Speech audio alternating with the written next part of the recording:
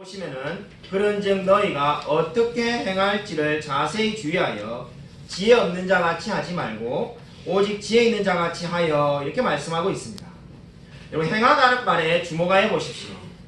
행하다는 말은 지금 우리 이미 5장 2절에 사랑 가운데 행하라는 말씀을 우리가 살펴보았습니다. 그리고 지난주에 5장 8절에 빛 가운데 행하라는 말씀도 살펴보았습니다. 그리고 이제는 지혜가 있는 자 같이 행하라 이렇게 말씀합니다.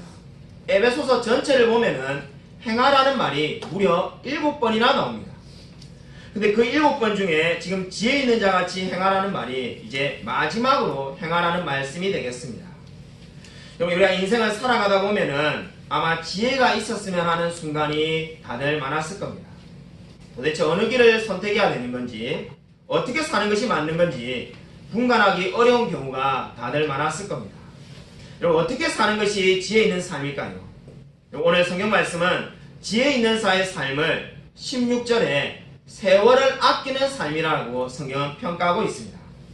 내가 지혜롭게 살고 싶다면 세월을 아끼라고 성경은 말씀합니다. 성경을 보면은 세월을 아끼라는 말 옆에 1번이라는 숫자가 적혀 있음을 보게 됩니다. 그 1번이라는 숫자를 따라서 아래에 내려가 보면은 성경 맨 아래에 1이라는 숫자로 헬라어 원어로는 세월을 아끼라는 말이 기회를 사라는 뜻이다 라고 성경이 되어 있음을 여러분 보게 됩니다. 기회를 사라는 말이 바로 세월을 아끼라는 말의 원어의 의미입니다. 기회를 사라는 말은 원래 장사꾼들이 사용하는 단어였습니다. 마치 저와 여러분이 오늘부터 마트에서 향남마트에서 계란 한 판 30개를 500원에 판다면은 누가 뛰어가서 사지 않은 사람이 있겠습니까? 그 기회를 붙잡는 것, 그것이 바로 지금 세월을 아끼라는 말의 의미가 되겠습니다. 그러면 그냥 무조건 열심히 살라는 것이 세월을 아끼라는 말의 의미일까요? 그렇지가 않습니다. 그냥 빈둥거리지 않고 뭔가를 열심히 하고 있으면은 기회를 사라는 이 말씀대로 살고 있는 것이 아닙니다. 왜냐하면은 성경은 이 말씀을 지금 때가 악한이라는 말과 연결해서 지금 성경은 말씀하고 있습니다. 그래서 영어 성경들을 보면은 이 세월을 아끼라는 말을 뒤에 있는 때가 악한이라는 말과 연결하여서 때가 악한이라 시간을 구해내라 이렇게 번역하고 있습니다. 그러니까 저와 여러분이 세상에 빠져가지고 죽을 수밖에 없는 사람을 예수님께서 구원해 주었습니다. 마찬가지로 저와 여러분의 시간이 지금 세상에 빠져 있습니다. 그 시간을 구해내라는 겁니다. 그것이 바로 세월을 아끼라는 말의 의미가 되겠습니다. 여러분은 세월을 아끼고 있습니까? 여러분의 시간을 구속하여서 하나님께 드리고 있습니까? 세월을 아끼라는 말은 시간을 구속하여 하나님께 드리라는 말씀이 되겠습니다. 최근에 박정사모가 숙모임 때 도전을 받았다고 하면서 예인이 예림이 스마트폰을 그냥 일반 폴드폰으로 바꾸자고 제안을 하였습니다. 그래서 제가 곰곰이 생각을 해보니까 얼마 전에 우리 박정사모가 학교에 선생님을 만나러 갔는데 예림이는 뭐하고 지내는가 싶어가지고 반을 가보니까 이제 이미 방과후가 다 끝나고 집에 올 시간인데 집에 오지 않고 열심히 스마트폰으로 게임을 하는 것을 직접 목격하게 되었습니다. 그런 것을 본 적이 있고 이래서 그래 이번 기회에 스마트폰을 없애자고 한번 결심을 해보았습니다. 물론 뭐 스마트폰을 없앤다고 해서 아예 게임을 안 하는 건 아니겠지만은 그래도 조금이나마 적게 하면 시간을 잘 사용하지 않겠냐는 생각에서 없애기로 하였습니다. 그래서 몇 주 전에 우리 예인이 예림이를 데리고 이 근처에 스마트폰을 일반 폰으로 바꾸기 위해서 매장에 찾아가 보았습니다. 그저 매장에 있는 직원이 고개를 갸우뚱거리면서 계속 쓰는 게 더 좋겠다고 권하는 것이었습니다. 왜 계속 쓰는 게 좋냐니까 위약금이 2명 합해가지고 거의 20만 원이 가깝게 나온다는 겁니다. 그 말을 듣자마자 마음에 고민이 되기 시작합니다. 아니 20만 원을 가지고 더 좋은 폰을 산다면은 그나마 좀 투자할 수 있는데 훨씬 안 좋은 폰을 지금 구입하는데 20만 원을 드린다는 게 이게 정말로 옳은 판단일까 이런 생각을 하게 되었습니다.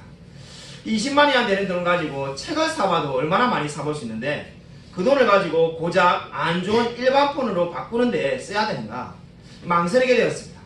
그러다가 결국은 바꾸기로 결심한 것이 이 폰을 바꿔가지고 아이들이 시간을 조금이나마 게임을 적게 하고 그 시간을 건설적이고 의미 있는 데 쓰면은 그것도 큰 가치가 있다는 생각을 들어서 결국은 폰을 바꾸기로 하였습니다. 여러분, 이것이 무엇을 말합니까? 시간을 하나님께 드리는 것이 돈과 우리의 마음을 드리는 것 못지않게 중요하다고 오늘 성경은 말씀하고 있습니다.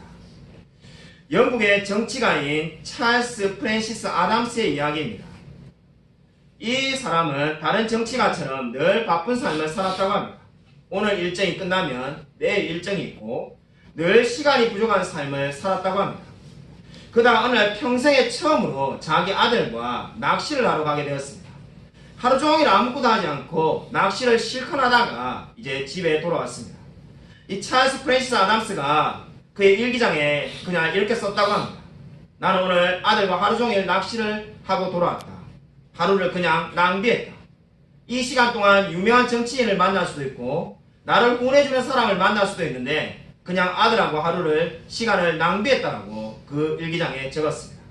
그 다음날이 되어서 아침에 일찍 나가려고 하다가 아들 얼굴을 한번 보자는 마음에 아들 방문에 들어가서 자고 있는 아들 모습을 보았습니다. 보고 난 다음에 나오려고 하는데 책상에 일기장이 펼쳐져 있습니다. 그래서 아들은 뭐라고 어제 일을 썼을까라는 궁금증에 그 일기장을 읽어보았습니다. 그 일기장의 첫 마디가 나는 오늘 아버지와 하루 종일 낚시를 다녀왔다. 내 생애 최고의 날이었다. 아버지가 나를 위해서 하루의 시간을 보낸 것이 처음이었다. 찰스 프랜시스 아담스가 큰 충격에 빠졌습니다. 아들을 위해서 시간을 낭비했다고 생각했는데 아들은 인생의 최고의 날이라고 고백한 것이었습니다. 이 이야기가 무엇을 보여줍니까? 우리의 시간이 어떻게 사용되는지를 우리가 생각해 보아야 된다는 겁니다. 여러분의 시간을 어떻게 사용하고 있습니까? 세월을 아끼십시오. 우리 중에 어떤 사람은 돈이 많고 어떤 사람은 적은 돈을 가지고 있습니다. 하지만 저와 여러분에게 공평한 것이 한 가지 있습니다. 그것은 바로 시간입니다. 하나님께서 저와 여러분에게 공평하게 똑같은 시간을 주었습니다. 아무리 능력이 많고 돈이 많아도 결코 48시간씩 가지고 있는 사람은 아무도 없습니다.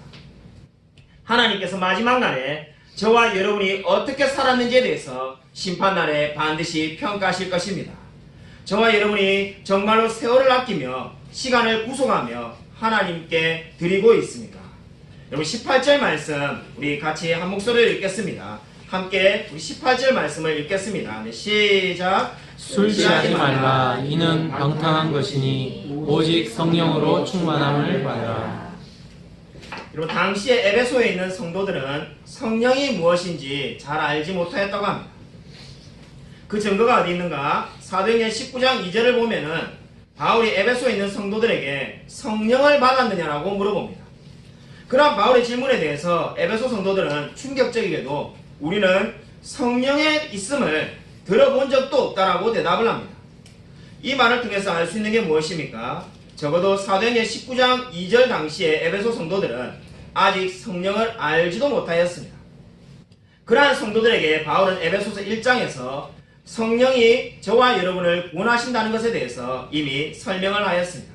그리고 이제 에베소서 5장에 이르면은 성령으로 충만함을 받으라고 지금 말씀을 전하고 있습니다. 이미 성령을 받은 사람에게 성령의 충만함을 받으라는 겁니다. 성령의 충만함을 받으라는 이 말씀은 우리가 반드시 기억해야 될 것이 두 가지가 있습니다. 첫 번째, 이 말씀은 현재 진행형으로 되어 있습니다. 여러분 이 말씀이 현재 진행형으로 되어 있다는데 주목해 보십시오. 현재 진행형이라는 것은 한 번만 하고 끝나는 것이 아니라는 데 있습니다. 우리가 예수를 믿고 성령을 내 마음에 모시는 것을 성령의 내주하심이라고 말합니다. 예수님을 믿고 성령을 내 마음에 모시는 것 평생에 단 한 번만 일어나는 일입니다. 왜냐하면 한 번 우리 마음 가운데 예수님이 오시면은 결코 다시는 떠나시지 않기 때문입니다. 그렇기 때문에 성경에서 성령이 우리의 마음에 모신다는 것은 결코 현재 진행형으로 표현하지 않고 다 과거형으로 말합니다. 근데 지금 여기에서 우리가 주목해 보아야 될 것은 성령의 충만함을 받으라는 것은 현재 진행형으로 되어 있다는 겁니다. 그러니까 이것은 단 한 번 하고 마는 것이 아니라 지속적으로 계속해야 된다는 겁니다. 어제 우리가 성령 충만했다고 해서 오늘 충만하는 것을 보장해주지 않는다는 의미입니다.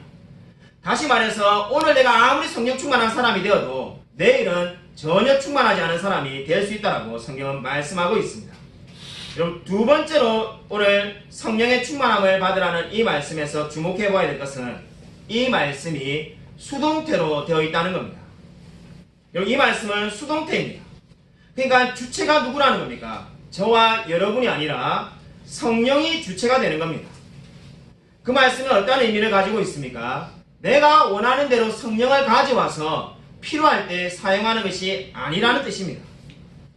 그러므로 위에 세월의 아끼라는 말과 연결해 보면은 이 말씀이 어떤 의미가 되겠습니까? 세월을 아끼라와 성령 충만을 연결해 보면은 지금 주체가 성령이기 때문에 우리가 성령의 지배하에 들어가서 세월을 아끼라는 겁니다. 다시 말한다면은 성령 하나님이 나를 지배할 수 있는 기회를 드리라는 것이 이 말씀의 의미가 되겠습니다. 그러므로 성령 충만은 무엇입니까? 성령님께서 나를 다스릴 수 있는 기회를 드리는 겁니다. 나를 구속할 수 있도록, 나의 시간을 구속할 수 있도록 기회를 온전히 드리는 것, 그것이 바로 성령 충만입니다. 안타깝게도 우리 많은 성도님들은 성령을 마치 충전기에 우리 휴대폰에 배터리를 충전하듯이 그러한 의미로 이해하는 분들이 많습니다. 우리가 휴대폰을 사용하다가 배터리가 10%, 5%밖에 안 남으면 충전기에 꼽지 않습니까? 많은 성도님들이 성령을 내가 가져오는 걸로 생각하는 분들이 너무나 많습니다. 그래서 내가 열심히 기도하면 성령이 충만해지고 더 열심히 기도해지면 더 충만해진다는 이런 식으로 생각하는 분들이 많습니다. 물론 우리가 기도를 열심히 해야 됩니다. 기도하지 말라는 말이 아닙니다. 그러나 저와 여러분이 기도하는 이유는 성령을 조종하기 위해서 기도하는 것이 아니라 오히려 저와 여러분이 성령의 지배를 받기 위해서 기도해야 된다고 성경은 말씀하고 있습니다. 많은 성도님들이 성령 충만하다고 하면은 먼저 방언을 떠올립니다. 그리고 예언, 치유하는 은사를 떠올리는 분들이 많습니다. 방언 예언을 못한다 하더라도 하다못해 소나무 몇 뿌리라도 뽑아야만이 이 성령 충만했다고 생각하는 분들도 있습니다. 저도 대학생 시절에 그렇게 생각하고 김해의 무척산 기도원에 간 적이 있었습니다. 저도 그 당시에 그렇게 생각하였는데 성령 충만하려면은 방언이나 예언이나 치유의 은사가 있든지 아니면은 제가 한때 그렇다고 믿었는데 투시의 은사가 있든지, 투시의 은사는 상대방이 무슨 생각을 하는지를 보는 은사를 말합니다. 실제로 성경에 나오지 않는 은사입니다. 그런 은사가 있다고 믿든지 아니면은 하나님을 직접 눈으로 만나 보아야 된다고 생각하는 때가 있었습니다. 그래서 제가 김해 무척산에 올라가면서 정말로 이번에는 하나님을 만나든지 아니면 큰 은사를 하나 받아가지고 내려오겠다라고 다짐하며 올라갔습니다. 등록하는 분에게 제가 이렇게 말하였습니다. 금식할 테니까 밥은 줄 생각도 하지 마라 이렇게 말하였습니다. 아예 금식할 거라고 다짐을 하고 끝을 보고 내려오겠다라고 올라갔습니다. 지금은 김해 무척산이 없어졌는데 산 꼭대기에 있는 기도원이었습니다. 가자마자 열리를 제쳐놓고 바로 산 정상에 올라가가지고 나무를 하나 붙들고 대낮이었는데도 계속 주의하면서 소리 질렀어요. 소리 지르고 또 질렀는데 몇 시간을 기도해도 달라지는 게 없습니다. 제가 잠깐 이제 숙소에 내려와가지고 조금 이렇게 들은 누워 있다가 다시 기도해야지 이렇게 생각하고 내려오다가 보니까 이렇게 해갖고는 도무지 달라질 것 같지가 않았습니다. 그 순간에 제가 즉흥적으로 결심했는데 내가 기도원에 있는 동안에 아예 물도 안 마시고 단식을 해야 되겠다 이렇게 결심하였습니다. 그래서 그날부터 물도 안 마시고 단식을 시작하였습니다.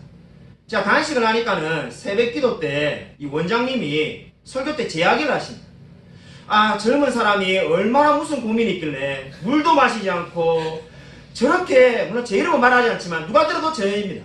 저렇게 물도 안 마시고 밥도 안 먹고 기도하는데 주님 저 사람의 기도 제목에 응답해 달라고 기도합니다. 제가 속으로 큰 고민이 있어 온 게 아니라 나는 하나님을 만나려고 왔는데 뭐 왜 저러실까 이렇게 생각했지만은 어쨌든 내가 이번에 꼭 성령 충만해가지고 하나님을 직접 만나고 돌아가겠다라고 결심하였습니다. 제가 4일 동안에 물도 안 마시고 밥도 먹지 않고 그렇게 내려왔습니다. 내려올 때 너무나 기쁘고 좋았던 것이 아니라 너무나 마음이 공허했습니다. 뭔가 특별한 은사가 하나 생긴 것도 아니고 하나님을 직접 본 것도 없습니다. 그냥 하루 종일 기도하고 기도했지만은 달라지는 게 아무것도 없다는 생각만 가지게 되었습니다. 지금 돌이켜보면 그때 저는 마치 은사주의자처럼 신비주의자처럼 이 성령 충만하고 은사를 받는 것이 똑같다라고 오해하고 있었습니다. 혹시 우리 중에도 그렇게 오해하고 있는 분 있지 않습니까? 여러분 혹시 마음 가운데 지금 목사님이 결국은 이렇게 저렇게 이야기를 돌려가지고 사흘 동안 단식의 바탕을 자랑하려고 하는 게 아닌가라고 여러분 오해하실 필요 없습니다. 고작 나흘 단식해가지고 어디 가서 명함도 못 내밉니다. 제 지인 중에 한 분은, 그러니까 지인이 아는 분인데 그 목사님은 1년 동안 단 한 번도 등을 바닥에 들어놓은 적이 없는 분이 있습니다. 밤새도록 늘 기도한다고 바닥에 들어놓은 적이 없는데 제가 그 이야기를 처음 들었을 때 와 대단한 분이다 제가 이렇게 생각했습니다. 근데 나중에 알고 보니까는 불교에도 그러한 것이 있다고 합니다. 불교에 장자불화라고 있는데 그것은 스님들이 결코 등을 바닥에 대지 않고 참선을 하는 것이라고 말합니다. 심지어 스님들 중에 10년 이상 장자불화 등을 바닥에 대지 않는 분도 많다고 합니다. 그러므로 여러분 이러한 것이 결코 성령 충만하고 아무런 관계가 없습니다. 성령에 대해서 가장 많은 분이 오해하는 것은 제가 좀 전에 말한 것처럼 성령 충만과 은사를 받는 것을 동일시 여기는 겁니다. 내가 방언을 하면은 성령 충만한다고 믿는 사람이 너무나 많습니다. 여러분 근데 여러분 한번 반대로 생각해 보십시오. 여러분 아마 우리 중에도 방언하지 못하는 분이 있을 겁니다. 그러면 방언을 못하는 사람은 성령 충만에 시작도 하지 않은 겁니까? 결코 그렇지가 않습니다. 여러분 물론 은사는 있고 또 필요로 합니다. 그러나 은사를 받는 것이 성령 충만이 아닙니다. 그러면 성령 충만이 무엇입니까? 자신을 하나님께 내어드리는 겁니다. 그렇기 때문에 성경은 세월을 아끼라고 말을 하는 겁니다. 세월을 아끼기 위해서는 자신을 하나님께 내어드려야 됩니다. 바울의 고백으로 말한다면 나는 날마다 십자가의 중노라가 되겠습니다. 내가 날마다 십자가에 죽고 나의 모든 욕망과 정욕을 십자가에 못 박는 것, 그것이 바로 성령 충만입니다. 그렇다면 성령 충만하면 저와 여러분에게 어떠한 일이 생길까요? 19절부터 21절 말씀을 같이 한 목소리로 읽도록 하겠습니다. 우리 19절부터 우리 21절 말씀 같이 한 목소리로 읽겠습니다. 네, 시작. 시와 찬송과 신령한 노래들로 서로 화답하며 너희의 마음으로 주께 노래하며 찬송하며 범사에 우리 주 예수 그리스도의 이름으로 항상 아버지 하나님께 감사하며 그리스도를 경외함으로 피차 복종하라. 아멘. 성령 충만한 사람은 세 가지를 하게 된다고 성경은 말씀하고 있습니다. 첫 번째가 찬송입니다. 시와 찬송과 신령한 노래 무엇을 의미할까요? 어떻게 보면은 찬송과 복음성가 이런 거 말하는 게 아닌가 이런 생각이 드는데 전혀 그렇지가 않습니다. 여기서 말하는 시와 찬송과 신령한 노래는 하나님에 대한 이야기입니다. 여러분 자신의 성경을 가지고 있는 사람은 시와 찬송과 신령한 노래들 밑에다가 하나님에 대한 이야기라고 써놓으십시오. 그러니까 성령 충만한 사람은 첫 번째로 나타나는 특징이 뭐라는 겁니까? 하나님에 대해서 말을 하기 시작한다는 겁니다. 그럼 그렇지 않습니까? 우리가 예수 믿기 전에는 하나님에 대해서 한 번도 이야기하지 않다가 예수를 믿고 난 다음에 성령으로 충만해지면은 입에서 늘 하나님에 대한 이야기가 절로 나오게 되어 있습니다. 바로 지금 그것을 이야기하고 있습니다. 하나님에 대한 이야기가 무엇일까요? 그냥 정치, 사회, 문학, 스포츠나 한 번도 이야기하지 않고 날마다 입 열면 교회 이야기를 한다는 뜻이 아닙니다. 여기서 하나님에 대해서 이야기한다는 것은 세상의 모든 것들, 바로 우리가 정치와 사회와 문화 모든 것을 하나님의 관점으로 바라본다는 뜻이 되겠습니다. 예전에는 세상의 관점으로 바라보았지만 이제 하나님의 관점으로 그 모든 것을 바라보는 사람, 그 사람이 바로 성령 충만한 사람이라고 성경은 말씀하고 있습니다. 두 번째로 성령 충만한 사람의 특징은 감사를 한다라고 20절에 말씀하고 있습니다. 그럼 20절에서 우리가 주목해야 될 단어가 있는데 두 단어가 있습니다. 범사에라는 단어와 항상이라는 단어에 밑줄을 그어주시든지 아니면 동그라미를 해놓으십시오. 감사를 하는데 어떨 때 감사해야 되는가? 범사에 그리고 항상 감사하라 이렇게 말을 하고 있습니다. 한마디로 말해서 늘 감사하라고 지금 성경은 말씀하고 있습니다. 고난이 오건 어려움이 찾아오건 성령 충만한 사람은 늘 감사할 수 있습니다. 그러므로 저와 여러분 마음 가운데 혹시 불평이 있습니까? 이미 성령 충만하지 않은 상태라는 것을 보여주고 있는 겁니다. 여러분이 인정하든 인정하지 않든 내 마음에 불평이 있으면 이미 그 사람은 성령 충만하고는 아무 관계가 없습니다. 바로 성경은 그렇게 말씀하고 있습니다. 성령 충만한 사람은 늘 감사할 수밖에 없다라고 성경은 말씀합니다. 오늘 우리가 아까 광고하는 시간에 하나님께 감사드립니다라고 인사를 했는데 그 이유는 어거스틴의 책에 초대 교인들이 날마다 만나면은 하나님께 감사드립니다라고 서로 인사했다고 합니다. 만나면 하나님께 감사드립니다라고 인사하고 헤어질 때 하나님께 감사드립니다라고 또 인사를 합니다. 그것이 초대교회의 인사 방법이었다고 합니다. 뭐 별거 아니네. 아마 이렇게 생각하는 분 여러분 있었는지 모릅니다. 우리도 광고 시간에 얼마든지 할 수 있겠는데 뭐가 힘든가?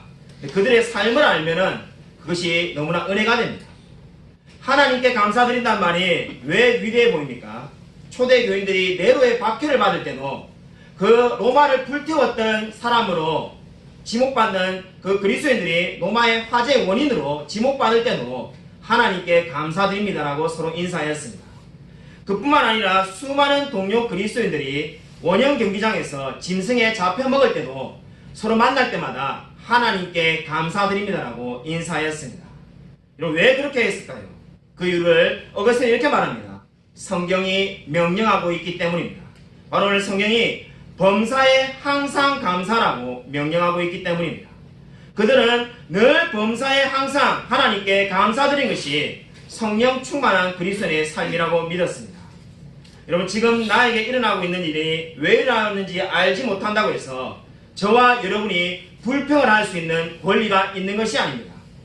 왜 하나님 나에게 이런 어려움을 주었습니까? 라고 하며 하나님께 따져 묻지 마십시오. 저와 여러분은 결코 불평을 할 수 있는 권리가 없습니다.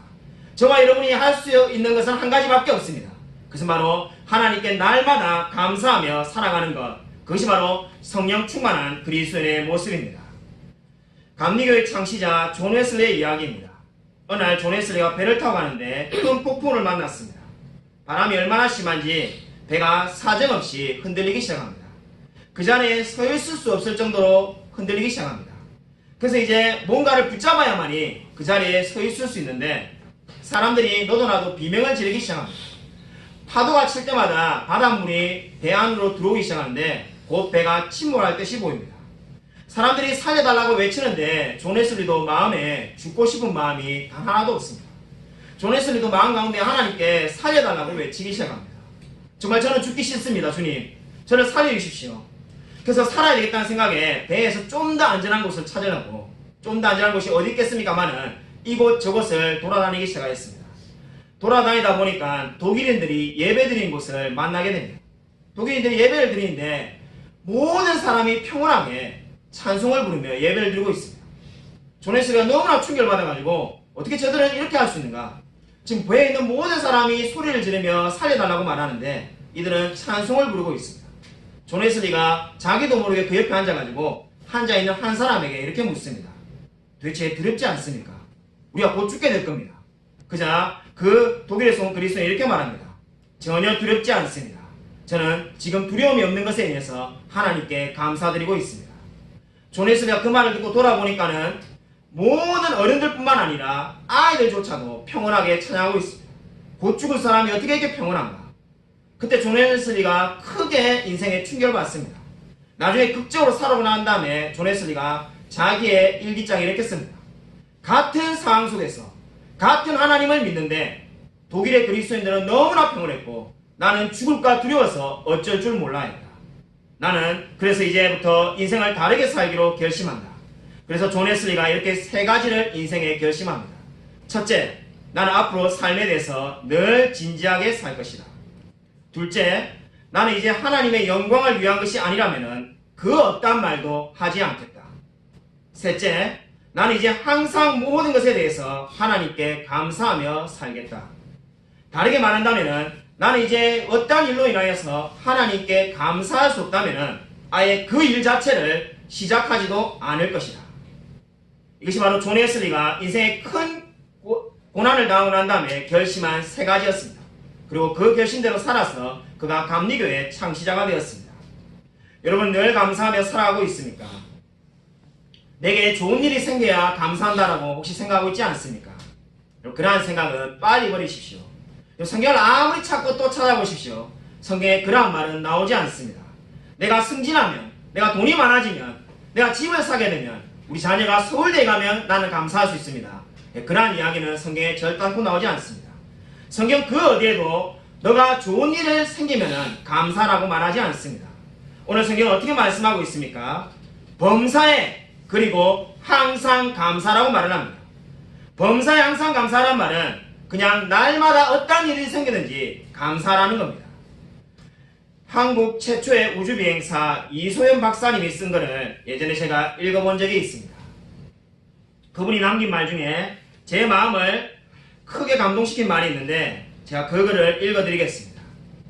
우주에서 숨을 한번 들이키려면 장비며 인력이며 돈이며 엄청나게 큰 대가를 지불해야 합니다. 근데 지구에서는 그렇지 않습니다. 어떤 대가를 지불하지 않아도 마음껏 숨을 쉬며 살 수 있게 해주고 있는 것입니다. 근데 저는 그 감사함을 몰랐습니다. 우주에 나가고 보니까 제가 얼마나 숨을 쉬며 사는 것 자체가 감사한 일인지 알게 되었습니다. 그래서 저는 지구에 돌아와서도 그 감사함을 잊지 않기 위해서 날마다 노력하고 있습니다. 여러분, 이 이야기가 무엇을 보여줍니까? 저와 여러분이 숨을 쉬며 살아가는 것조차도 우리가 감사할 수밖에 없다는 겁니다. 우리가 우주에 나가면은 그 숨을 쉬는데 엄청난 돈과 시간을 들여야만 합니다. 여러분, 감사할 일이 없습니까? 인생에 어려움밖에 없습니까? 괴로움밖에 없습니까? 저와 여러분이 지금 살아있음으로 인하여 하나님께 감사하십시오. 지금도 저와 여러분을 지켜주시고 하나님께서 보호해주시고 있음으로 인해서 감사하십시오. 그리고 성령에 충만한 사람은 범사에 그리고 항상 감사하는 사람이라고 말씀하고 있습니다. 세 번째로 성령 충만한 사람의 특징은 21절에 복종을 하게 된다라고 성경은 말씀하고 있습니다. 성령 충만한 사람은 그 사람은 그리스도에게 복종하는 사람이 되고 남편과 아내에게 복종하는 사람이 됩니다. 여러분, 성령 충만이 무엇입니까? 성령 충만은 어떠한 사람들이 오해하는 것처럼 방언을 말하는 것이 아닙니다.